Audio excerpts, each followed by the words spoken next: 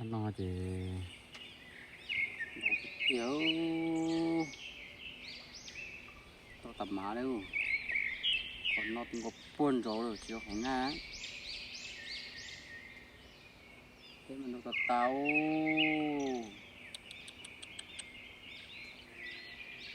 cái tiêu chứ tao trong cái nào mà có sữa gì rồi chọc yêu cái chỗ lái này chỉ có sữa là có sữa thì tụi nó chỉ xả đây cho đá rồi lại em biết tan cho chứ ba nó biết chơi nó biết chơi nhưng ba mình dầm bàn dầm potter ba một có po là để sống po nó sát sinh khuẩn ôi giời lại thì nó đó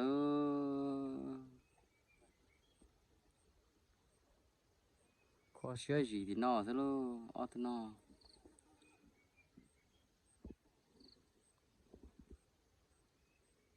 có sữa thật tao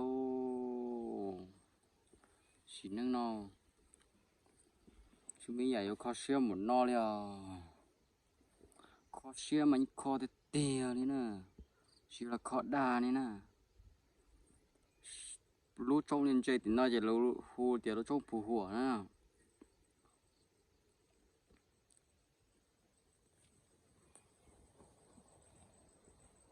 cá chuột hot chơi tem bông chơi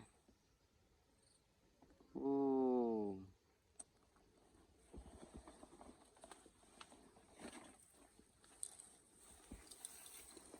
ba ta kỳ tên đó chỉ có tấm ba tốt lại được lấy sữa cờ nè rộng lại nè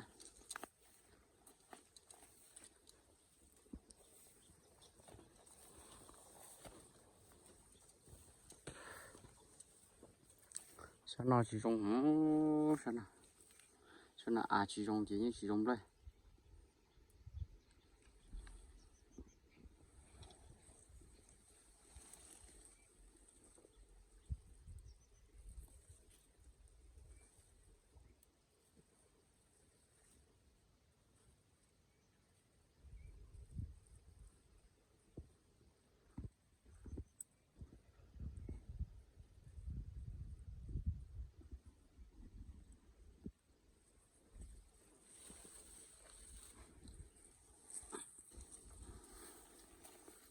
tàn cho té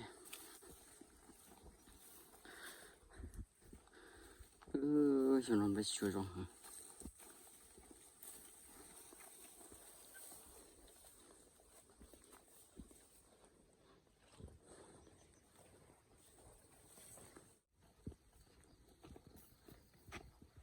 sao thì nó y như rong rồi sao thì nó chỉ cu rong bây giờ bị đi nữa ha sao thì nó nè rong lại là do nè rong lại ha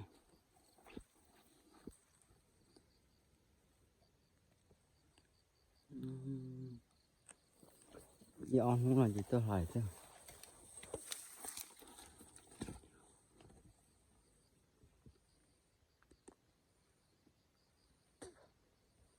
đây chị tụi nó đó sao nó cứ rong cười hay sao nó cứ rong cứ xả để khỏi bỏ này sao nó lấy cứ xả sao thì nó lấy cây thế sao gì nó không bị đâu bị đi sao nó chị cứ mua một quả mũ thế này thế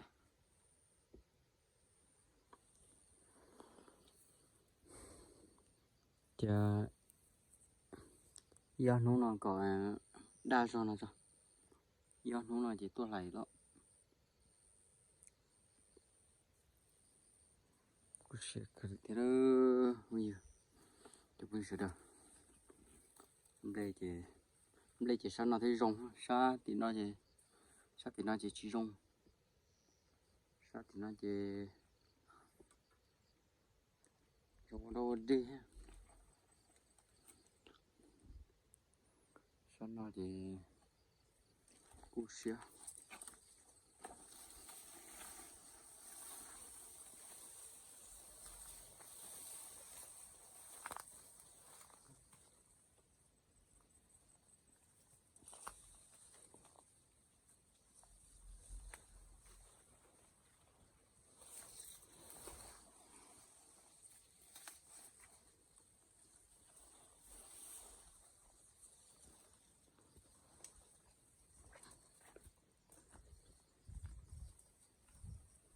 Ô, đây cứ hạt tủ thôi.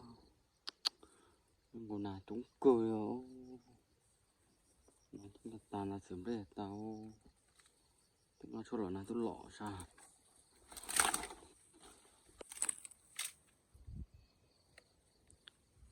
Sao nói gì? Dùng thật ta sao nào?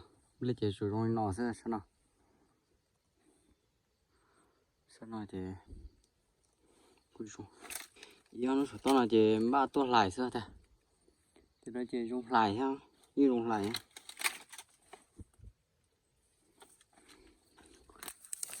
Tấm lê chỉ xì cây dù cho đa thế tấm lê nào. Xì cho đa.